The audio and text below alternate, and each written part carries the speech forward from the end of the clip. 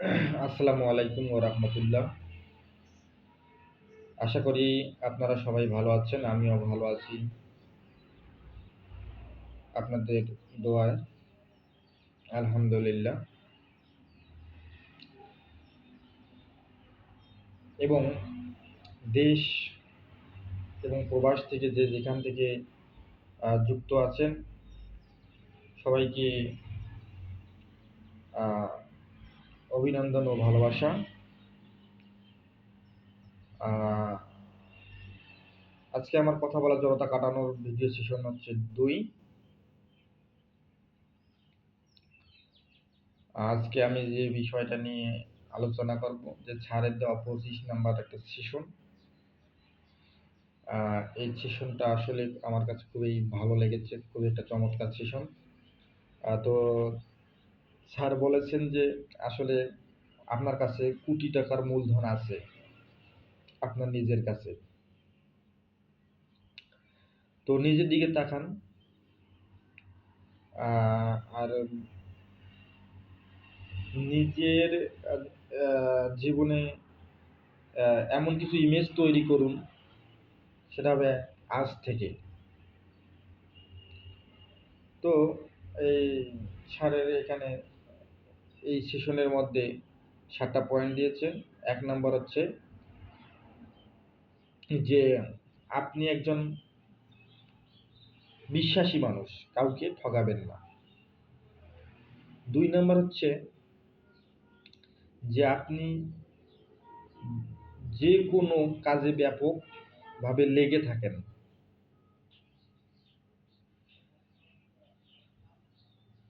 হাল ছাড়ার মানুষ না আপনি এবং আত্মবিশ্বাসী। ৩ নাম্বার হচ্ছে আপনি যেকোনো মূল্যে আপনার দেয়া কথা রাখেন এবং ব্যাপক কমিটমেন্ট। ৪ নাম্বার হচ্ছে যে আপনি ভীষণ পরিশ্রমী ও কাজ পাগল মানুষ এবং ব্যাপকভাবে শেখার আগ্রহ আছে আপনার। আর ৫ নাম্বার হচ্ছে আপনি সহজে মানুষের সঙ্গে মিশতে পারেন।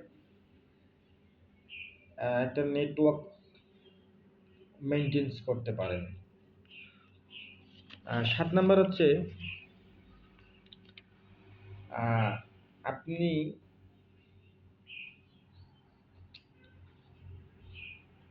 ৭ নাম্বার হচ্ছে যে আপনি একজন পজিটিভ মানুষ, সবসময় নেগেটিভ চিন্তা ভাবনা থেকে নিজেকে দূরে রাখেন। আর ৭ নাম্বার হচ্ছে আপনি একজন ভালো মানুষ এবং মানুষের জন্য কাজ করতে অনেক ভালোবাসেন।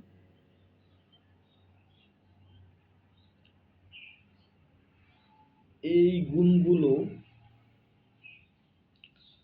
এই আপনাকে আ মূলধন জোগাতে সাহায্য করবে।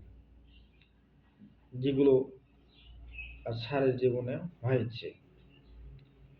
শুধু ভালো আইডিয়া থাকলে আপনার স্বপ্নের প্রজেক্টে কেউ বিনিয়োগ করবে না।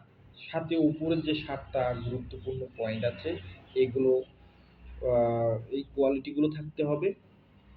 তবেই আপনাকে মানুষ খুঁজে নেবে আপনার স্বপ্নের প্রজেক্টে বিনিয়োগ করার জন্য। তো আ ধন্যবাদ সবাইকে। এ পর্যায়ে আমি আমার পরিচয় দিয়ে নিচ্ছি। আমি নিজের বলার মতো একটা গল্প ফাউন্ডেশনে ভালোবেসে যুক্ত আছি ২৬তম ব্যাচ থেকে। আমার রেজিস্ট্রেশন নং হচ্ছে ১,৩৭,২০৮। আমার নিজ জেলা হচ্ছে লালমনিরহাট। আ